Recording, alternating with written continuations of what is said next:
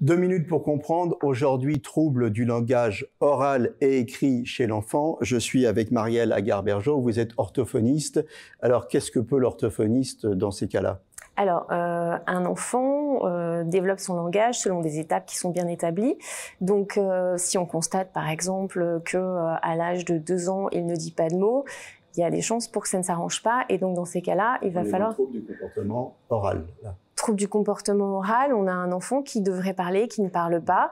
Donc là, on va avoir besoin de l'orthophoniste pour justement développer son langage. Il peut y avoir des troubles de l'articulation. Donc là aussi, on va faire intervenir l'orthophoniste, souvent d'ailleurs lié à la succion de tétine.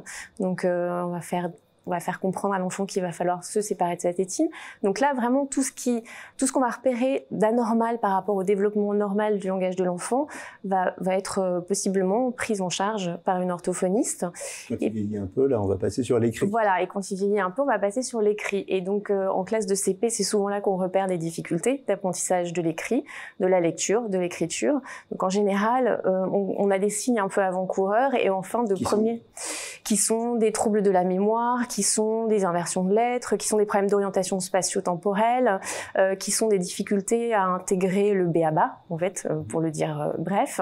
Et donc là, en fin de premier trimestre de CP, en général, on peut déjà intervenir, faire un bilan, et la maîtresse souvent... L'oral et l'écrit, le mieux, c'est plus tôt on consulte et exactement, mieux c'est, oui, exactement. Le plus tôt est mieux, effectivement. Et puis au quotidien, faire en sorte que l'enfant ne soit pas trop devant les écrans et qu'il puisse communiquer le plus possible avec son entourage et son environnement pour éviter d'aggraver les choses. Voilà.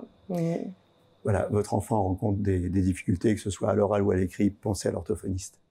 Nos émissions vous plaisent, alors aidez-nous à faire grandir la chaîne. Pour parler santé au plus grand nombre, partagez, likez, abonnez-vous.